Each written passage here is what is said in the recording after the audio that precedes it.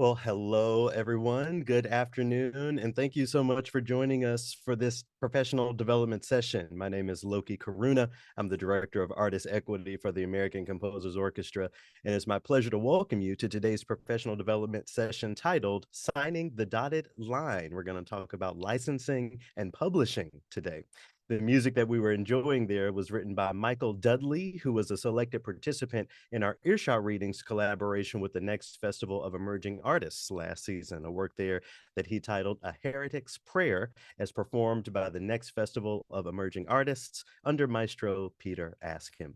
Today's session is a part of our broader EarShot initiative, which is the nation's first systemic program for building relationships between orchestras and composers. Through EarShot readings, collaboratory fellowships, consortium commissions, and professional development, EarShot expands the definition of American orchestral music to ensure a vibrant and inclusive future.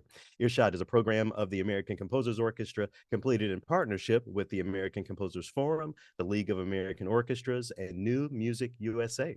For more information on EarShot readings, collaboratory, and all of our EarShot programs, visit our website, americancomposers.org. I'm sure that you'll have many questions or comments that come to mind over the course of this presentation regarding the very important topic of licensing and publishing. So if you wouldn't mind offering those questions using the Q&A function here on Zoom as we go along, we'll get to as many of those questions as we can at the conclusion of today's presentation. And if you'd like to come on screen to ask your question live, feel free to use the hand raise function here on Zoom and keep your digital hand raised, and I'll bring as many of you onto the screen as I can and as time allows. I'll also be offering a survey in the chat at the conclusion of today's presentation, so if you wouldn't mind clicking that link when it appears and offering your feedback, it will be much appreciated. And with that, I'd like to introduce you to today's featured speakers. Before joining BMI in 2010, Deirdre Chadwick was a classical oboist performing extensively in the United States and Canada with ensembles including the Montreal Symphony, the American Symphony Orchestra, the Richmond and Harrisburg Symphonies, the National Arts Center Orchestra, the Canadian Opera Company, and the Indianapolis Chamber Orchestra, where she served as principal oboe for 7 years. Deirdre is also a founding member of Trio Encantar and has performed widely as a chamber musician. A dedicated teacher, Deirdre served on the faculties of Dickinson College and Susquehanna University, as well as maintaining private teaching studios in oboe and recorder. She has also held numerous administrative positions in academic institutions and private industries. She holds 2 performance degrees and the performer certificate from the Eastman School of Music. Deirdre also serves as president of the BMI Foundation, a not-for-profit corporation dedicated to encouraging the creation, performance, and study of music through awards, scholarships, internships, grants, and commissions. Please help me welcome to our digital stage, Deirdre Chadwick. Deirdre, hello, good afternoon, and thanks so much for joining us.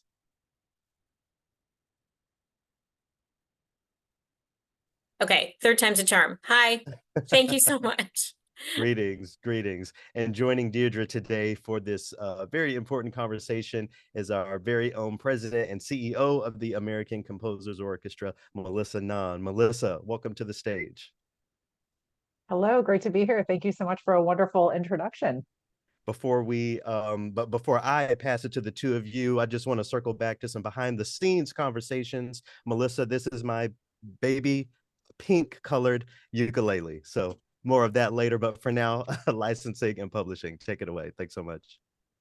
Oh my gosh, that was the best start to imagine. We were just talking about the idea that Deirdre and I are both Eastman alums. We're both recovering wind players. Together with Loki, we're 3/5 of a wind quintet, but I think we're hoping to start a deliberately amateur ukulele ensemble. So taking applications now.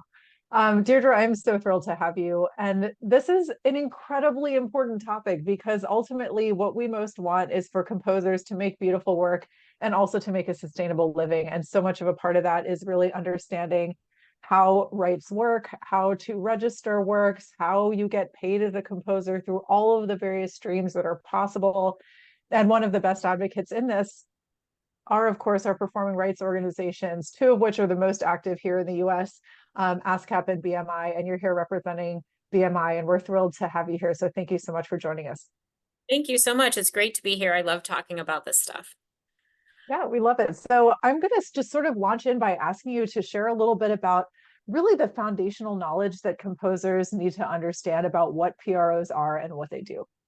Thanks. Yeah. So, I mean, we talk about PROs in the US. Globally, they tend to be referred to as CMOs, collective management organizations. So, because we aggregate the rights of the many, and negotiate on your behalf. So, ASCAP and BMI both have large groups of composers and songwriters that make up their membership, and the value of that repertory determines the value of our licenses. So we are selling licenses to anyone who uses music in any commercial fashion. Selling tickets to a concert is the example that comes up for this community most often, but stores, bars and restaurants, hotels, spas, yoga studios, anyone using music as part of their ambiance and part of their business.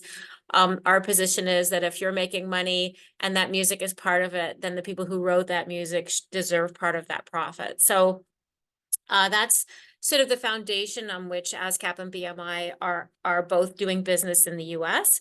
And we both, fortunately for all of you, have robust concert music divisions or classical music divisions that pay a lot of attention to live concerts. And that's the live source is the biggest sort of breadwinner for composers. Of course we pay on streaming and radio and those other things, but those sources are basically a numbers game, and serious concert music tends to lose the numbers game. So we focus on the live concert. Great, that makes perfect sense. And so if I'm a composer and I'm just getting started writing music professionally that I would like to be paid for, what are some of the first steps that I take in order to connect to BMI or ASCAP or any PRO?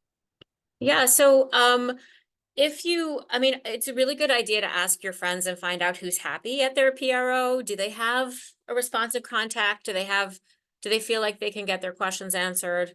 You choose your PRO, you sign up. You can usually, you can sign up as long as a songwriter, but if you're gonna, for BMI at least, you want to contact the classical department just so we can make it easier. It makes just the first few steps of registering works and initially easier. But you basically become a member, and then you have two things that you must do. You must register your works. And so your catalog as it exists out in the world, that should be registered right away, like within the first week or two of becoming a member of either BMI or ASCAP. And that's building your catalog the same way you would, if you go to the library and you're looking up an author that you like, their catalog will be listed there in terms of what's available within that library system. You're adding works to your BMI or ASCAP catalog as they are being created. So usually around the time of the first performance is a really good time to register the work. By then you know how long it is and what the forces are, and you have your arms around it, and you know what the work details are, which we need in order to be able to pay you. So registering the work means giving us the title, duration, instrumentation. Is there text? If there's text, who wrote the text? Is the text, there's like a million questions, but that's the sort of the general gist. You have to register each work. There's not going to be any payment for work that is not registered to your catalog. You register each work one time and it stays in your catalog forever. Even if you withdraw that work, it will remain in your catalog because of our promises to our international governing body about reducing the number of orphan works in the world. And so we never erase a work from the catalog. It stays forever, but your performances must be reported every year. So around the end of the concert season, which at both PROs runs September through August, you want to be gathering up your programs, emailing that flute player who never sent you the recital program. Sorry, Melissa, it's just, that was just the first thing that came to mind. Ukulele player that never sent you that recital program. And making sure that you can report your live performances to your PRO. You have to do that every year. And then you will be paid based on the programs that you submit.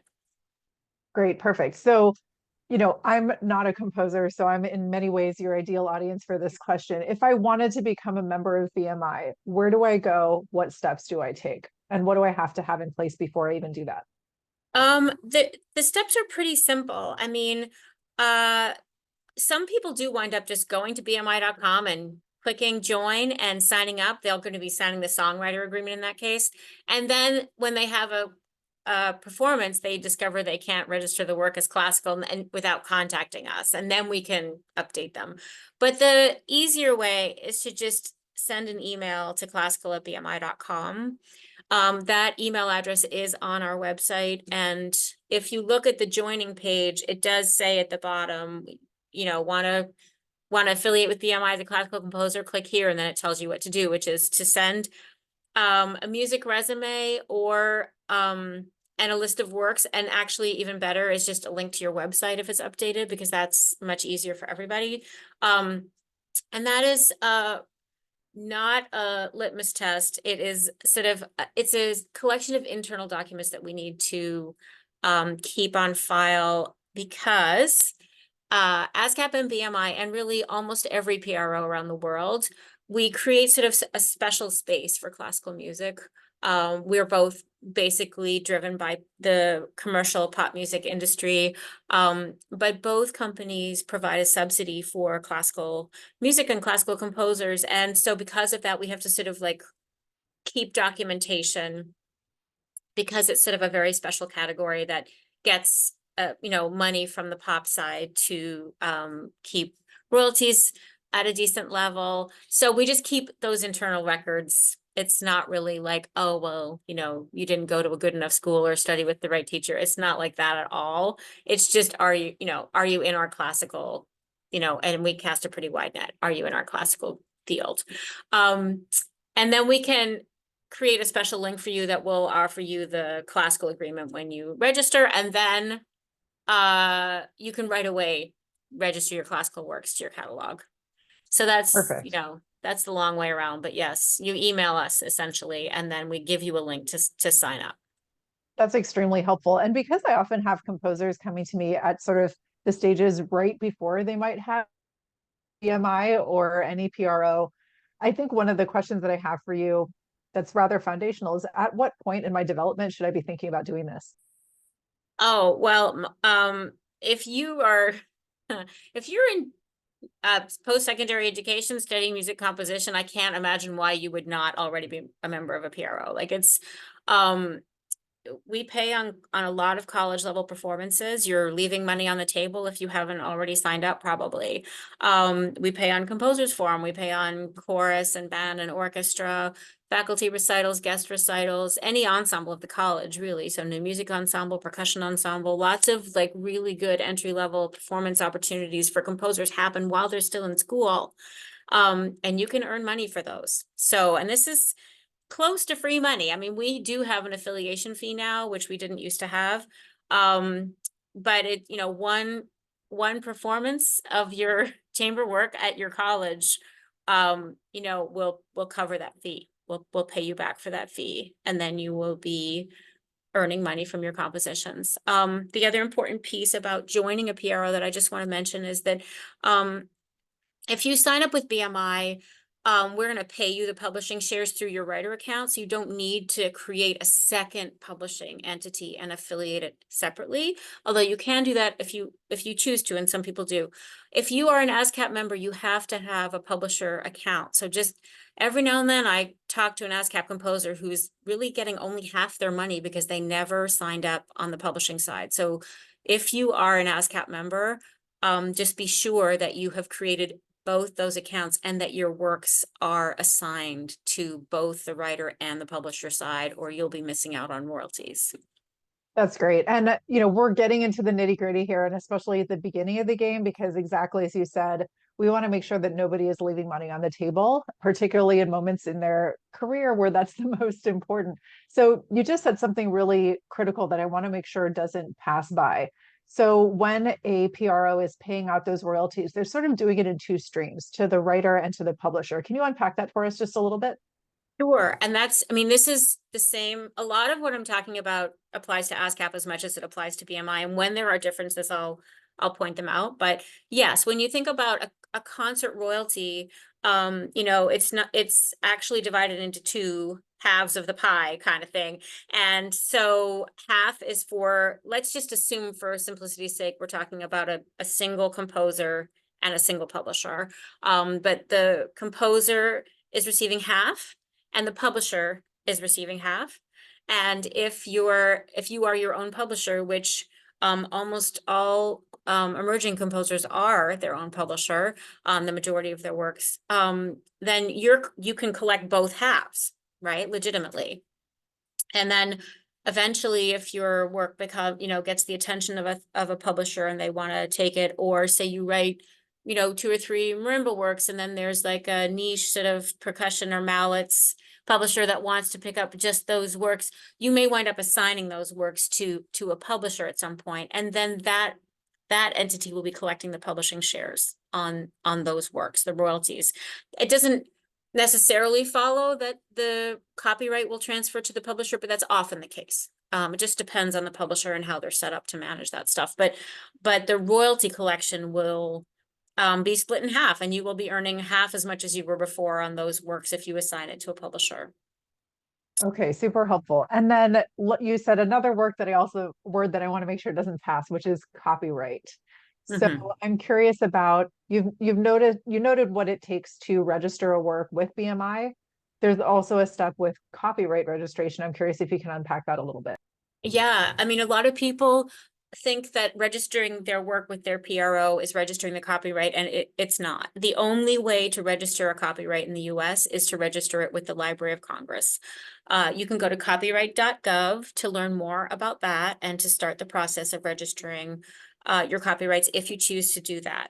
The copyright revision of 1978 of the federal copyright law says that your work published with the copyright symbol and the year and your name is in your possession is sufficient to prove your ownership. It doesn't confer, there are certain other rights it won't confer in terms of suing for damages or whatever, but it will protect you, and you can prove that you own the work with that. Now, I said published, but what the law actually says is set down in tangible form. So it can't be in your head. But it can be, sketched on a napkin. It can be a voice memo in your phone. It can be a file on your computer. It can be a sketch in your backpack. It can be lots of things, but it has to be set down. If it's an electroacoustic work with no written score, it can be a sound file. It can be a finale or whatever, Sibelius or whatever people are using now. That kind of engraving file. It can be many, many, many things, but it can't be in your head. And then you can copyright it and you can prove that you own it. And you should read more. Every composer should be educated on what the registration of the copyright with the Library of Congress actually does for them. There is a fee per title, and the fee is not small. It's $55 at least, and it might be more. It goes up every few years.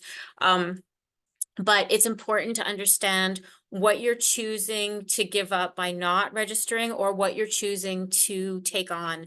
If you do register, you retain certain other rights to sue for certain kinds of damages, for instance, if somebody steals your work. And you don't have all of those rights if it was never registered with the LOC. Got it. So essentially, registering your work with BMI essentially allows for BMI to pay you when there are performances or other licensable activities, but that doesn't mean that the copyright is registered, and registering the copyright is a way of proving ownership in the event that someone were to take that work and try and make it their own in any one of a variety of ways. I want to dig into copyright just a little bit. So a lot of people think that copyright is just one thing, right? But inside of that, there are multiple rights that can be assigned. So I wonder if you can share with us a little bit about how that works. Yeah, I mean, music has always been more complicated, and now music in the digital space is even more complicated. But yeah, when you first write the work, you own all the rights. All rights reserved. That's what that means, is that this copyright holder owns all of these rights. And then, but we never really talk about much, what does all rights mean? Like, what are all those rights? So right away, when we're talking about performances or or publishing, I mean, someone's got to perform from the music, right? So you're talking about the right to print it and distribute it. That's sort of the first right that tends to come up for classical music. There's the right to record it. And then there are rights inherent in that recording that are separate from the publishing rights, right? The rights that are attached to the underlying work. So you can see how this kind of, it starts out quite simple and like one thing and unified, and then you realize that it's not, you know, it's more like an onion and there's like layers that you might peel off and assign to different entities. So for classical music, that's often the publishing right. You may have a publishing administrator that you want to collect for you.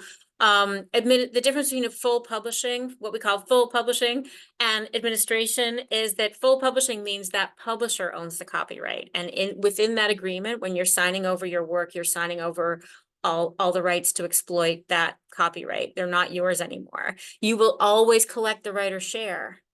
But as they collect the publishing shares, they have also taken on the right to exploit that work however they can to make whatever money they can from it. So that's an important distinction to remember. There are publishing houses all over that really, they collect and they administer, but they don't actually own the copyright, and you retain the rights.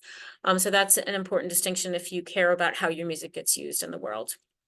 And then I just mentioned like the recording right, which is sort of, in Europe, they call them adjacent rights because it is sort of, it's right next door to performing rights. And in many CMOs around the world, the CMO is administering both the performing right and the recording right, but we're not allowed to do that in the US. They're split up. So once your work has been recorded, you will want to check out another rights management organization called the MLC, the Music Licensing Collective, and it's themlc.com. And you're going to register there, become a member there, just like you did at your PRO, and you are going to register your works there, just like you did at your PRO. And those, and if you have a CD that's been out for a while and out and streaming in the world, you may just be able to go into their system and claim your works. They may actually already have the repertory, but it's a similar situation where you're collecting your mechanicals in the digital space from the MLC, and that's a separate set of rights, right? Like the underlying work has publishing rights on the print side, and it has mechanical rights on the recording side. And then the master recording itself has a whole other set of copyrights that, unless you're performing on the work, or you have an arrangement with the label, you probably don't own. But anyway, that's a little too far in the weeds for this discussion, but these are important sources of income for composers. Yeah, and maybe one thing we could talk about are the sort of two different main categories of rights, right? We have the statutory and the non-statutory rights. So you just mentioned two really important statutory rights, mechanical and performance. So let's start with performance, for instance, and how those rights are calculated, how sort of, if I'm a performer or performing entity, how I pay you, BMI, and how you calculate that on behalf of composers, just so that any composer who, or person who might be watching this who has an ensemble or is an artist understands their responsibility when it comes to that licensing and payment, and also composers know how BMI in particular calculates what they receive. Yeah, sure. So, yeah, if we're talking about the performing right first, I mean, when you join your PRO in the US, you're assigning the right non-exclusively, so you retain the right to continue to license your work if you choose to. But once you give us that right and register your works, we are selling licenses on behalf of those works. And that means that anyone who's presenting a concert with music under copyright, if it's in the BMI catalog, they need a BMI license. And it's actually fantastically easy to get. In most cases, they're on our website. Currently, our presenter license is, we're suing the pants off the concert promoters. So, because they've been way underpaying for a really long time. But when I say concert promoters, I mean like Live Nation and those people. We're not concerned with, ICE and ACO. Those are like at the other end of the spectrum, and we are just trying to protect that environment. But until the lawsuit is done, we can't actually post the license, but it's available from me, from my colleague Scott Bartuca. And that's, most small presenters are gonna come into that category, right? It's a very low fee. It's less than $250 a year. You can play all the music you want for $250 as a small ensemble or small presenter. Orchestras, it's a bit higher, but it's still like very proportional. And that license is sort of gives that like whatever gets performed on that concert, we're going to pay on it. And that's the magic of the subsidy is we've got this very low fee of $250 a year, but we might pay out thousands of dollars in royalties against that fee because of the way we have it all structured. So your performance at BMI is like, it's a very simple formula, and it's not, you know, it's not printed because it might change, but how it's been since I've been here is the duration of your work times the number of performances times the rate that applies to the license type and the forces that it was presented under. So college licenses are one category. We have professional chamber music at 2 different categories, and we have 4 tiers of orchestra. Most of those tiers, they're determined by how much in licensing fees were paid to BMI. So we have a slightly follow the dollar approach on the professional side, but it's you know, it's pretty loose because I have a staff of just 5 people, so we can't like calculate, you know, anything really more delicate than that. There's just way too much else to do that's more important. So we have, I think, 14 different payment categories, but that's basically it. If you have a 14-minute work and the rate is $50 a minute. Oh wait, yeah. So you're gonna get like the total, right? Am I thinking about this right? Yeah. What did I say? $50 a minute? I can't even do it in my head fast enough, but you see where I'm going. And then half of that will be for the writer and half is for the publisher for that performance. And if there's 3 performances, then we multiply it by 3. Like it's just really basic. You can do it in a spreadsheet. And Great, that's that how makes that sense. works. Yeah. Yeah, and so Did I answer as the an question? you did. Okay. So just to break it down really far, if you're an ensemble or you're a presenter or you're going to be responsible for having a license, you're going to pay that under $250 a year, and you're also going to be responsible for reporting your activity periodically into BMI. Ideally, yes. I mean, our composers really are required to report their performances, but we really do want licensees to report as well, because they may be performing works that are under copyright, but the composer is deceased and no one is really looking after that catalog anymore. And we still want the estate to be collecting. Or it may be a performance that the composer didn't know about, which is very, very common. And I think especially at colleges and if your ensemble's based at a college, this is really important to make sure that BMI and ASCAP are receiving those concert programs every year, at least once a year. Yeah. And if you're a composer, you want to make sure that you're grabbing all of those programs from everyone who's performing your music, because as you said, it's your responsibility to make sure that those are submitted to BMI. And that is in fact how you get paid. Am I right? That is how you get paid. And this is the problem with being a copyright holder, is it is actually a lot of work. I mean, this is where that's your job as a publisher, right? Your composer job is to create the work, interface with the ensemble, make it all work out. But your publisher hat needs to go on like once or twice a week, ideally, to take care of these other things that are super important. Is the work registered properly? Do you have a Google alert set on your name so that if your work is performed, you can grab a screenshot immediately? I'm not sure if someone can confirm this, maybe. I'm not sure if ASCAP will accept a screenshot, but from the presenter or the performer website, you can grab a screenshot, or you can use an email thread. You can use a concert announcement. There's lots of ways to report without the program, but it needs to be third-party documentation, and you need to grab it when it's available. Because if the performance is in September and you wait until the following August, they may have taken it down and put up the following season, and you won't have your documentation for that performance. So don't wait, and don't save the link, because we're going to be in the same boat. We're not going to be looking at that link for another year. We don't accept links for that reason. You have to have a screenshot, a PDF to submit. Right, that makes perfect sense. So thank you for breaking that down for us. And then on the mechanical side, we're really talking about recordings that are being made for commercial release, right? So that's statutory because rates are set. Can you describe, you mentioned the MLC, and we might also mention Harry Fox and their role in this process as well.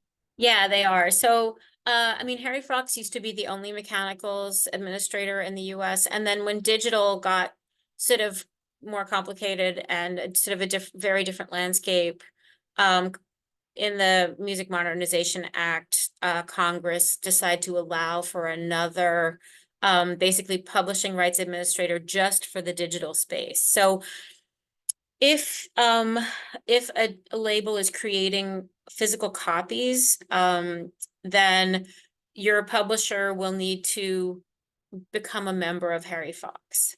Harry Fox Agency, I think it's hfa.com. It's very easy to find online.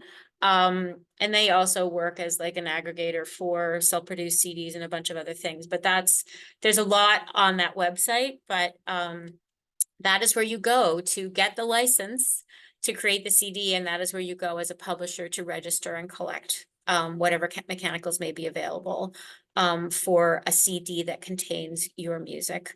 And then the MLC is, I don't want to go too far into the weeds here, but basically there is a mechanical, which is part of the streaming licensing, because even though basically because we're no longer making physical copies of recordings anymore, or very rarely, streaming sort of completely replaced an actual mechanical reproduction, which is where that word comes from. And so there's you know, a tiny percentage of the fees that the DSPs pay includes a publishing right, a mechanical streaming right, and that gets paid to publishers, and that's where you're going to go to collect your publishing streaming. Great. And for those following along, what does DSP stand for? Oh, sorry, digital service provider, which is our blanket term for obviously the big players like Apple and Spotify and Tidal and all those things. But you know, there's like tons of them all over the world, you know, so whatever's being used in the US is being sort of calculated and suddenly audited. You may have read last week, the MLC is going to audit Spotify and a few other DSPs to just make sure that the accounting is accurate, which is not a terrible idea. Yeah, absolutely. So we've talked about performance rights. We have talked about the mechanical licensing. Both of those are statutory in the sense that, you know, it's not something you need to seek permission necessarily from the composer to do, and also that the rates are largely set outside of yourself. Let's talk about a different category, which is non-statutory rights. And at that point, and I should say, when we're talking about mechanical licensing, we're talking about audio only, correct? We're not talking about anything that involves visual along with audio. It is, yes, audio only. Thank you. Right. So now we end up in the Wild West of non-statutory rights, within which we could talk about sync licensing. So can you describe how sync licensing is different from mechanical? Yeah, so the sync or synchronization license is the right to synchronize your work, your underlying work, your published work with moving image, right? So it's lumped into like publishing royalties because it's about the underlying work. Obviously, if it's going to be part of a audiovisual presentation, it needs to be recorded, but that's a separate license we're going to talk about in a minute. First, the underlying work has to be licensed, and that's the synchronization. That's a fee up front typically. If you've got a lot of clout, you might get some back end. Or if it's a tiny project, you might get some back end. But generally speaking, it's going to be licensed up front. And it is negotiated. Melissa's absolutely right. That is not a statutory license. You have to seek permission, and the fee has to be agreed upon by both sides. So the copyright holder always has the power of no, which is generally not the case on the performance side. There are some exceptions for political speech. We license political rallies, but any copyright holder or actually songwriter, even if they are not the copyright holder, can carve out, they can say, no, that politician can't use my music for their rallies, and they can carve it out. But otherwise, generally speaking, there's no power of no on the small rights audio side. But once you're getting into you know, anything with a commercial or with a picture or a film, TV, those are all negotiated sync licenses. So just so we're clear, the synchronization license is for the underlying work, but the recording is a master use license, and that's the person making the film needs both of those licenses from both of those copyright holders, if they're different people, to create their work. So as an example, you would pay a sync license to a composer to have the right to use that composition in a film. But you would also need to pay a license to whoever the artist was or whoever owns the copyright to the recording of that work, like the actual sound recording, in order to be able to use that particular recording of that work in the film. Does that sound right? Exactly. That's exactly it. And that's why you'll sometimes hear sort of like bootleg versions of very famous songs. I just recently heard like a Journey song on a Pepsi ad during a football game, but it wasn't Journey. Do you know what I'm saying? Like someone had Ooh. covered it and made it almost sound like, but you could tell it wasn't the original. And that's because they could get the license for the underlying work, but they couldn't get the license for the recording, or it was just too expensive. So that's why weird things like that happen in the advertising world. Fascinating. So, and as we talk about sync licensing, it's helpful to know what kinds of situations that can cover. So for instance, we've been talking about the instance of there's an existing audio recording and perhaps a filmmaker wants to include it as part of a film, a TV show, a commercial, but it's also worth noting that a sync license is required whenever there is a recorded performance in video form that is going out to the public. So that's another situation in which that tends to get negotiated. Yeah, I mean, during the pandemic, we all suddenly got a crash course in sync licensing, because if your recital or your string quartet performance suddenly became a streamed online performance, I mean, if it's really just live streamed and no recording is made, no video is made, that's a performance. But if it was recorded at 4 p.m. and streamed at 7 p.m., that's a sync. If someone has pressed play on a video camera, that's a sync license, and that fee is due to the composer for that work.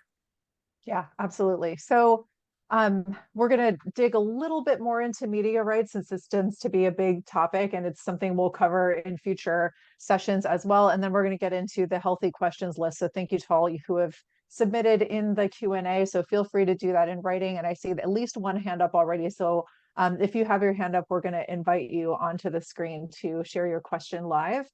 So that's another option as well. I am curious from the media rights perspective. A lot of composers will say, well, I want to go ahead and post that recording to my website. What would be the steps required in order to do that? Well, if you have a recording from a chamber ensemble, say, there's like a lot of different scenarios that could create that recording. I mean, if they commissioned the work from you, hopefully the commissioning agreement covered things like this. And this is a really important thing to consider. And you want to go to the ACF website and read about the anatomy of the commission and learn all about how to make sure that you have the rights to use the downstream recordings from projects that you like had a major contribution to, and like you were commissioned to write, let's say. So you absolutely do need permission from the artists to post on your own website. Obviously, you don't need to license yourself for the sync, so that's taken care of. Or it could be an audio only, which is even simpler. You own the rights. You might not own the recording. So these are things that need to be really carefully worked out ahead of time. Before anyone presses record on a device, the understanding of who's going to control the rights for the recording needs to be like super clear and above board. But even if you don't own those rights, you can negotiate your use of them. But you just need to understand that you're then on the other side of that copyright holder's table. Is that clear? Yes, absolutely clear. And then last question before we get to the questions list. I'm curious who owns content that is available on YouTube. Yeah, so there's no one simple answer to that. YouTube, abused its get out of jail free card for years by saying it's all user generated, even though it was obvious that it wasn't. That the MMA has changed that. The Music Modernization Act has changed that. So there's like a super complex set of rules about what you can post. And if you post anything with copyrighted material that's owned by like a major IP company, like a major publisher or a major label, you'll probably get a takedown notice within a day or 2 days. Not all takedown notices are legit though. Like I actually have to remove some, I get emails to remove them sometimes because there's a BMI claim.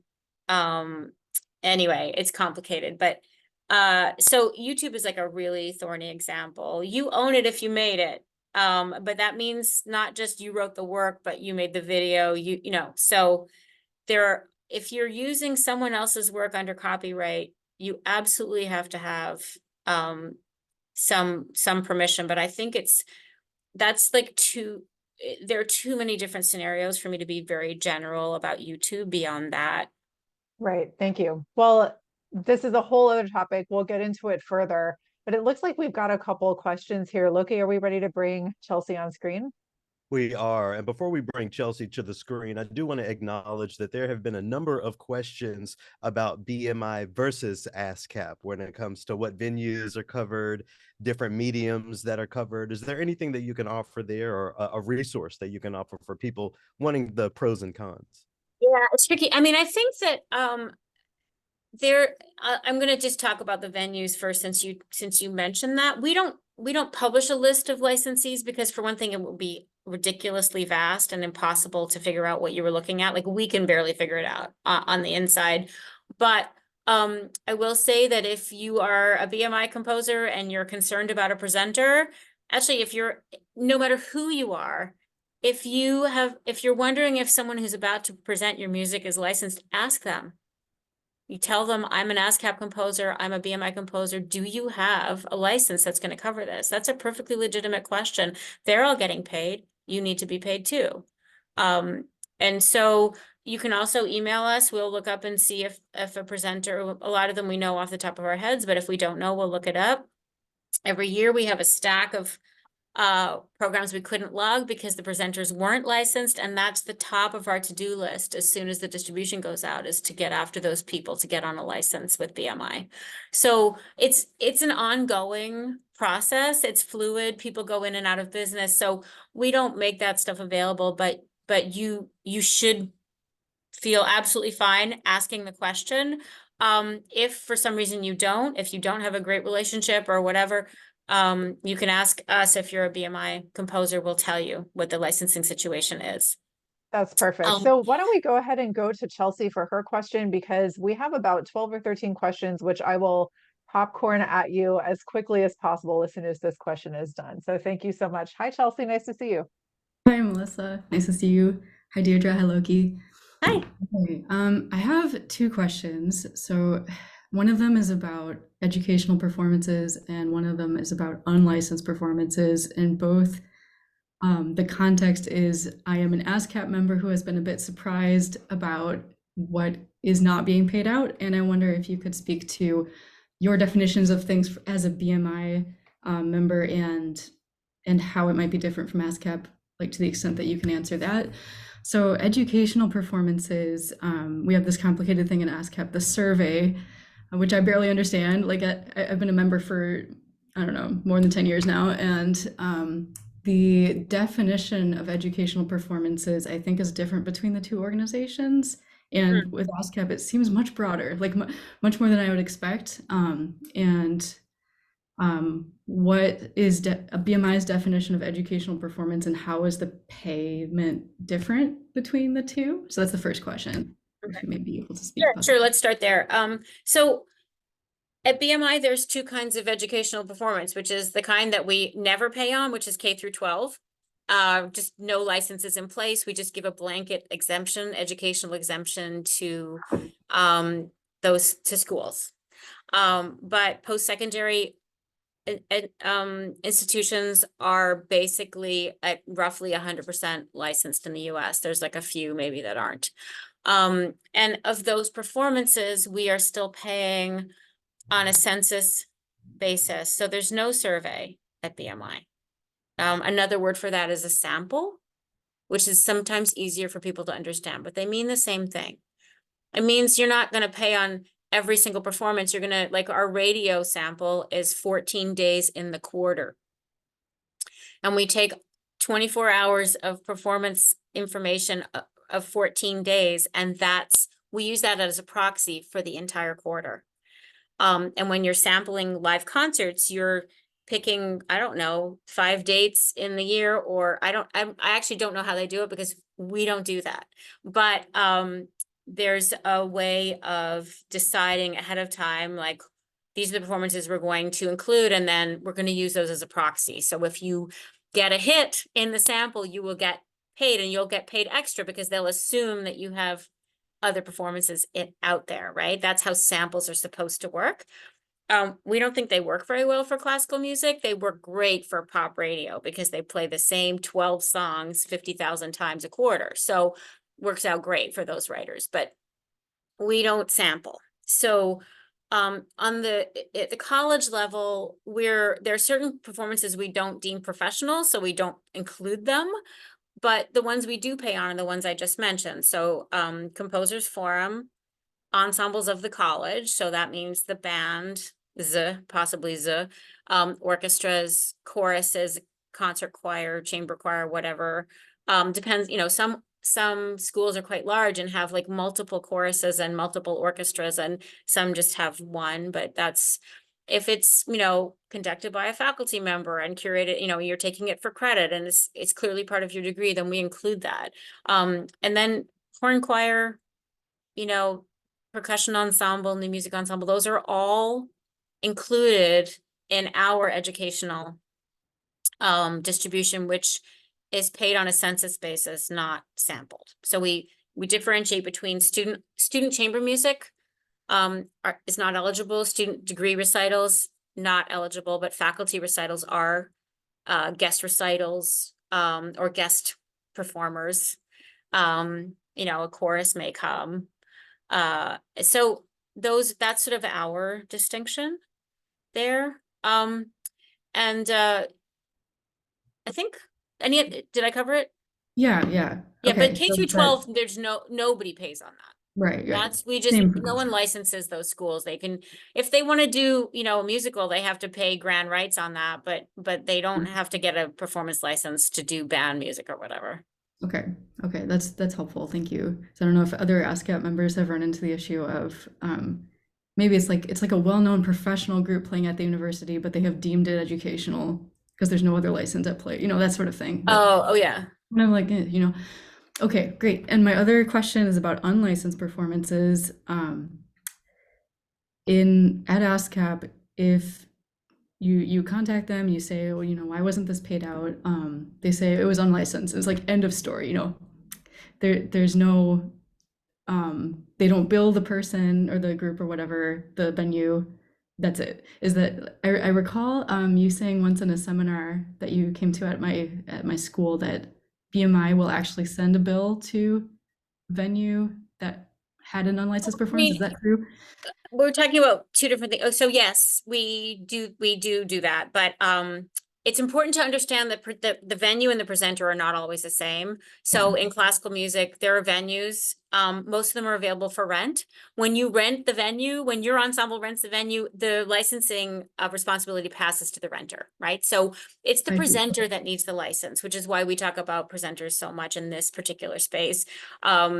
Sometimes the venue is the presenter. Carnegie has its own series and that is covered under their venue license, but anyone with enough money can rent Carnegie Hall, and then that person needs their own license to cover those performances. But backing up, yes, we do sometimes a fair amount of back and forth with unlicensed presenters. It's not always possible, but like I said, we have our stack of unlicensed performances, and that sort of gives us our to-do list after the distribution goes out. We're sending emails, making phone calls, and then we pass those leads on to the sales team in Nashville. We try not to do if we did license admin in this department, we'd never get anything else done. So there is a whole sales team that does that.